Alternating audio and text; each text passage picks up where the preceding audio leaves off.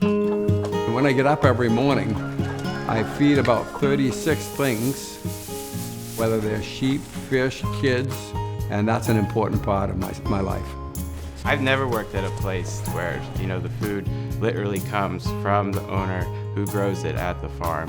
He's doing the farm-to-table movement and has been for 40 years before it was a movement. When I got out of high school, instead of going to college, I traveled in Europe and fell in love with Greek food and Italian food and French food and Portuguese food and the tapas. And at that point, I realized that I wanted to stay somewhat near the food business, and I did. I put a restaurant in 1976.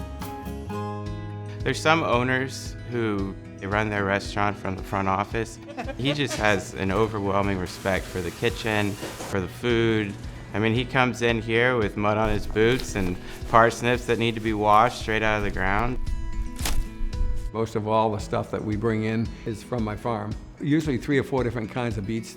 We have carrots, we have kale, we have radishes, at least 16 types of lettuces and greens that we bring in. We have blueberries and strawberries, all our own property. We have wild cranberries that we bring in. We raise our own trout. Lamb is always a staple. They're easy to raise. They're pretty fun to look at. Every day is a surprise or a present. All of a sudden they have things that they haven't seen for years or never seen before. And I'm asking them to be creative and make something out of it. It's just great to have that coach championing you on, like giving you the tools to be able to create the things that you want to do.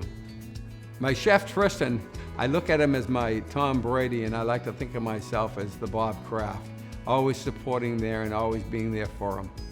He's kind of all over the place on any given night. He'll come down in the kitchen and throw pans on a busy night. He'll, be out here helping in the dining room. It's really quite a buzz when you're jamming. Two more haddocks. When you're full force, it's great at the end of the night to say, wow, we did that. I think my philosophy has always been people first, money second. It's not a wealthy man's business, especially where I am. I'm not sitting on the water, I'm not sitting downtown Portland. It's a destination place. People have to want to come here. Having the type of entertainment that we have here is helpful.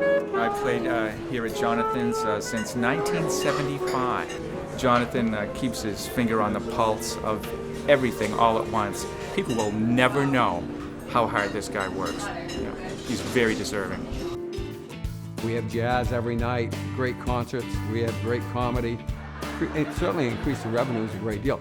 There's no money to speak of in profit in the entertainment, but in the fact that somebody's coming and they're going to have a couple of martinis or baked stuffed haddock or caramelized salmon or some of the other great things that we do, it certainly helps.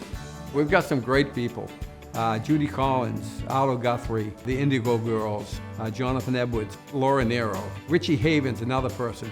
I've become really close to Paula Poundstone, and Bob Marley's become a good friend. Restaurateur of the Year. It's wonderful to be able to be part of their life and have them become part of ours.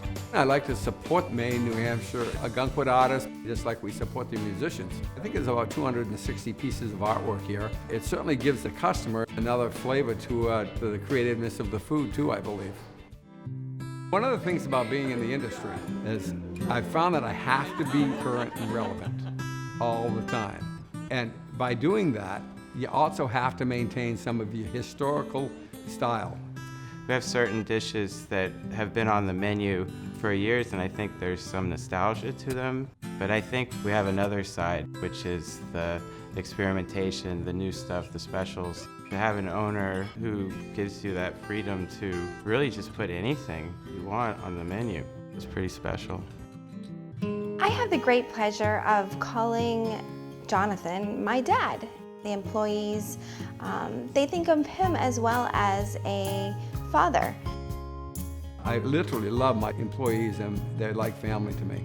The kindness we have amongst each other and the desire to work hard when it's busy and put out the best product that we can has made me successful. It's given me the chance to be where I am today and to be humbled by this great award.